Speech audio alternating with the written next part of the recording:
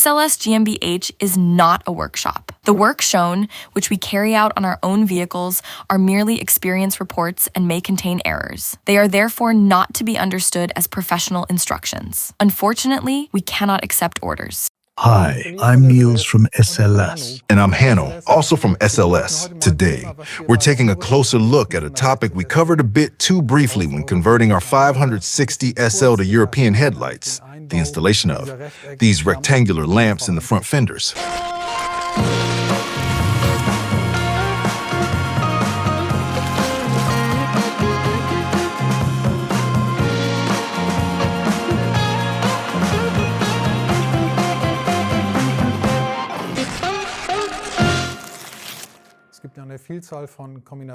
There are a variety of possible combinations. First, there are different headlight manufacturers.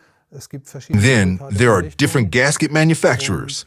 And on top of that, the cars themselves have different conditions. Sometimes we have original fenders, sometimes aftermarket fenders, or even differences in the condition of individual parts. And finally, even mounting components like these rivets here are available from at least 2 different manufacturers. After some time selling the Morelli versions, which we consider to be very true to the original, it became clear that installation isn't entirely straightforward in every aspect. We didn't find it too difficult on the 560 SL, but we did notice that for those with very high standards, the headlight doesn't sit as far into the fender as one might ideally wish. For example, gaskets come in different levels of hardness, which has an impact. We also know that the headlight housing is a very faithful reproduction of the former Bosch product, but not made at a Bosch facility. Could there be tiny deviations as a result? And we also know that even installing the rivet, no matter the source, is not entirely straightforward. All right, let's get started. First, we'll remove the existing headlight and then try to install the Morelli headlight we just showed you into the car.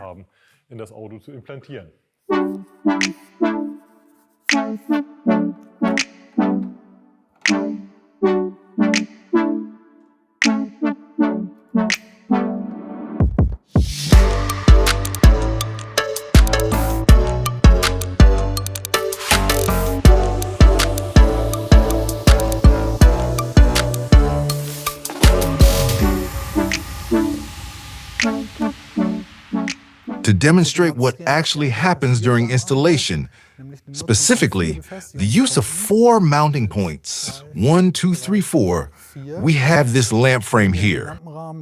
It's an old, used frame that clearly shows where the plastic rivet, the 4th mounting point, ultimately ends up in the headlight housing.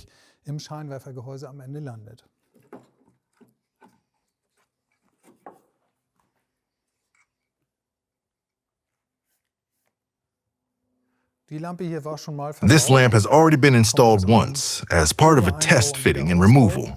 You can see that a few challenges arose in the process. First, the gasket was damaged due to the force of the installation. Second, you can see that the rivet left marks here from the direction in which it had to be inserted. Marks that indicate considerable force was applied. And another thing we can clearly see is that these adjustment screws at the bottom stick out quite a bit. That's true to the original design, but as we can see here on the fender, it can lead to some difficulties. The first countermeasure I'm taking to prevent things from getting too tight at the bottom is simply trimming the protruding rubber by about 3 to 4 millimeters.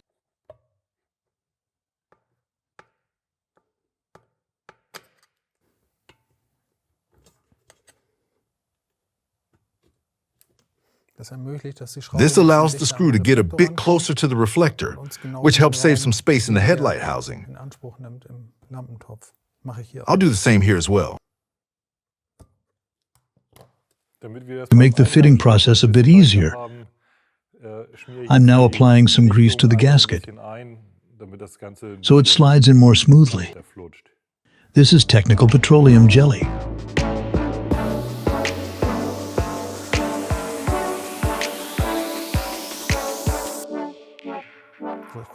All right, I'll first go in from the top here into the slot, and then I'll try to get under the eyebrow trim.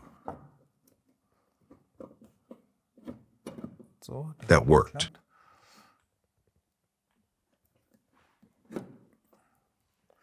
We're doing a dry fit here without any electrical connections and, most importantly, without vacuum. We've already covered the electrical connections and the possibility of connecting the vacuum on other cars. For example, the 560 SL has a 7-pin connection, while this one only has a 6-pin connection. We won't be covering those details today. The focus here is really just on fitting the parts. And here's the point. When we try to push from the outside and sideways, it's hard to bridge this gap just by pushing. We need to apply force from both the front and the side so that the rivet wants to slide into the hole.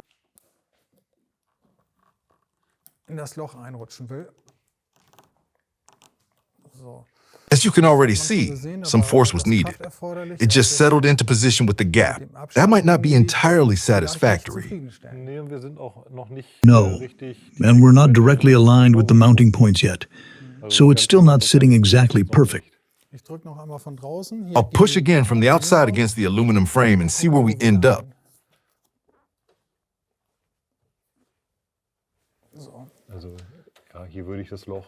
I think I'd be able to reach the hole here now. All right, here too. This is what could be possible, but it's not really the ideal position. There are ways to improve this. I'll put some green paint on the rivet.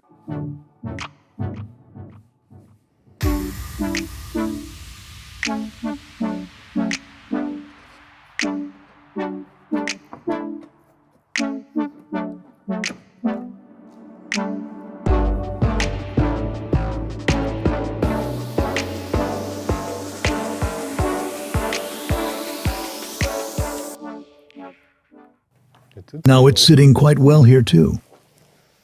It's still sticking out about 3 to 4 millimeters here. And the position isn't the same as before either. Yes. Okay, let's take it out and have a look. It seems like it's just a bit of the edge, from what I can see. The rest was probably from the threading process, I'd say. After seeing that the rivet is really causing interference and we're not quite reaching the desired position, I'll go ahead and remove the rivet.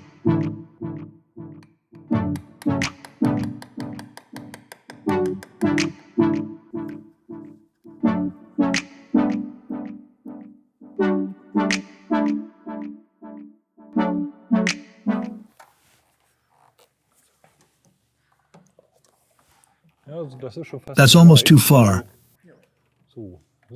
That's how it would sit then. Now you can already see that we're really aligning with the vehicle contour. Yes. This is the desired outcome. With a little pressure from the front, it's close enough. This is exactly how we want it. To reach those last few millimeters, there are two options. Either modify the rivet a bit, or adjust the hole where the rivet should go. Both are possible. We'll start by trying just with the rivet. We've already shown the rivet installation before. For that, we use 2 socket wrenches. I'm using a 9 on the smaller side and a 12 on the larger side. And since we're 2 people, We just need a third hand now.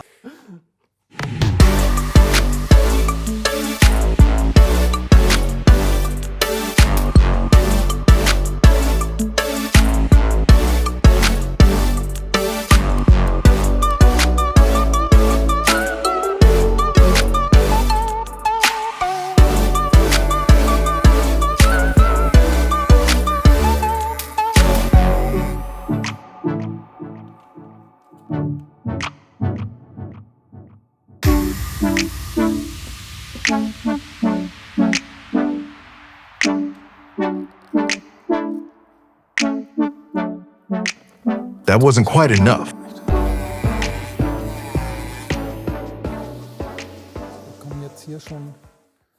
Now we're starting to align with the contour at the top. If we want, we can pull this in with the screws now. All right, so now we're aligned over the mounting holes, and we've checked down here again. I'd say this can be done. In principle, this is definitely the easiest way. The rivet itself doesn't really hold the part to the vehicle, so I think it's perfectly legitimate to proceed this way. This is the result with the filed rivet. We'll take one more small step because we're still slightly out of alignment. It could be left like this, but let's see what happens if we also widen the hole a bit on the lamp frame.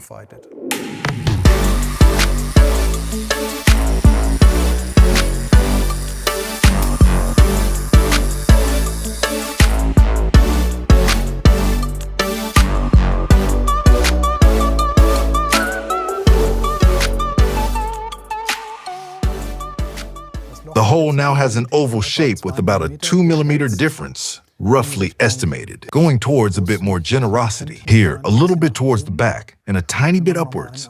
Let's try the installation again.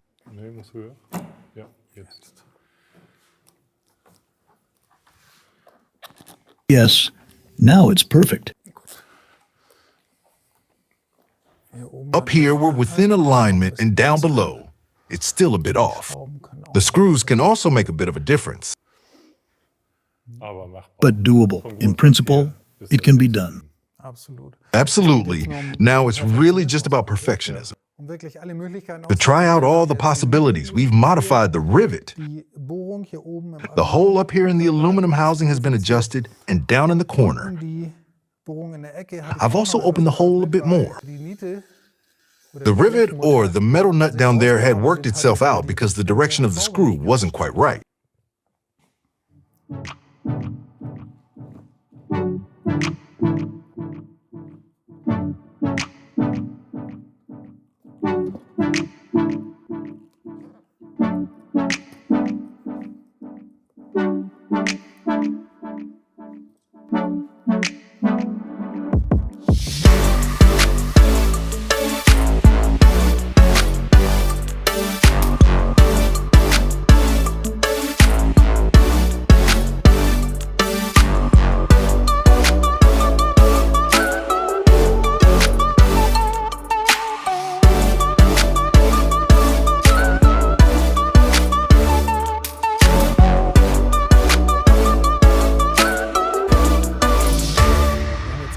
We've now seen that it's not exactly plug and play, as you might expect from a modern car.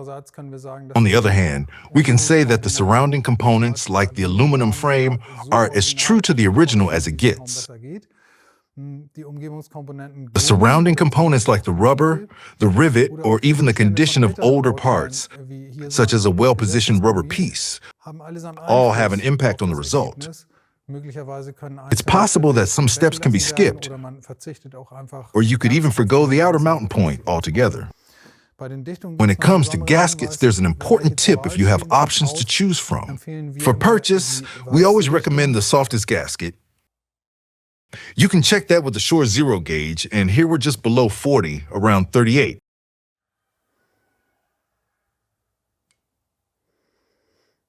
Similar result. So here, we're not quite reaching 35 with this example. From this range, I'd currently recommend this light gray one. The turn signal also has a gasket installed, and there are different qualities available on the market. It's likely that the softest one will be the easiest to install and probably also the most expensive, as the manufacturing process isn't quite as simple. Regarding the mounting, there's a set in SLS shop that includes these sheet metal screws, the sheet metal nuts, and the rivet. Lately, we've been adding an extra replacement rivet and an additional sheet metal nut, because what happened to us can happen to anyone. We're not a workshop. Many professional installers may be handling this for the first time as well. So, just give it a try. If one breaks, it's not that bad. Yes, it's definitely doable. We could have installed it without modifications, but we wanted to do it as well as possible. What we did can actually be done by any hobby workshop, and it wasn't rocket science. The little bit we removed from the rivet and the hole enlargement wasn't dramatic at all. If you have a Dremel at home, you can easily do this yourself. I'm happy with the result. And with that, we've reached the end of our show. I hope you enjoyed it, and we'll see you next time. Bye. See you then.